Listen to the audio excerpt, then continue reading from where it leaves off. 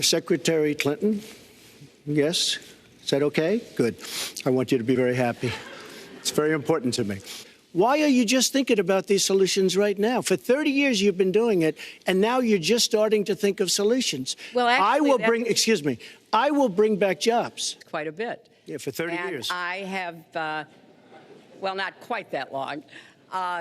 I think my husband did a pretty good job in the 1990s. I think a lot about what worked and how we can make it work again. Then you heard what I was saying, how bad it is, and you said, I can't win that debate. But you know that if you did win, you would approve that, and that will be almost as business. And you want to increase the regulations and make them even worse. I'm going to cut regulations, but I'm going to cut taxes, big league, and you're going to raise taxes, big league. End of story. Everything you want to do. No wonder you've been fighting. No wonder you've been fighting ISIS your entire adult life. Folks, go to the fact checkers. Get to work. All right, you have 2 minutes on the same question to defend tax increases on the wealthiest Americans, Secretary Clinton. I have a feeling that by the end of this evening, I'm going to be blamed for everything that's ever happened. Why not? Why not? Yeah, why not? Competition, all talk, no action, sounds good, doesn't work, never going to happen. Our country is suffering. I will tell you this. No, in fact, watching shows, reading the papers, almost every lawyer says, you don't release your return. I can tell you. You learn a lot from financial disclosure, and you should go down and take a look at that. The other thing, I'm extremely underleveraged. Behind schedule, so I want to move to our next segment. We move into our next segment. It's the one that got him to produce the birth certificate, and I think I did a good job. Secretary Clinton also fought it. I mean, last week, the interview with your former campaign manager, and she was involved. But just like she can't bring back jobs, she can't produce. I'm sorry, I'm just going to follow up on Secretary Clinton. Well, just listen to what you heard. Our next segment is called Securing America.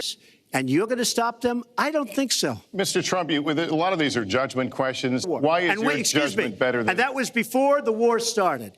Sean Hannity said very strongly to me and other people, he's willing to say, but nobody wants to call him, I was against the war. He said, you used to have fights with me because Sean was in favor of the war. And I understand that side also, not very much, because we should have never been there. You know, I have a much better. She spent, let me tell you, she spent hundreds of millions of dollars on... We need to move on. Wait, but it's very important. All I said was they may have to defend themselves or they have to help us out. We're a country that owes Didn't they make the right deal? This is one of the worst deals ever made by any country in history. Billions and billions of dollars. We cannot be the policeman of the world. This month you said she doesn't have, quote, a presidential look. She's standing here right now. What did you mean by that?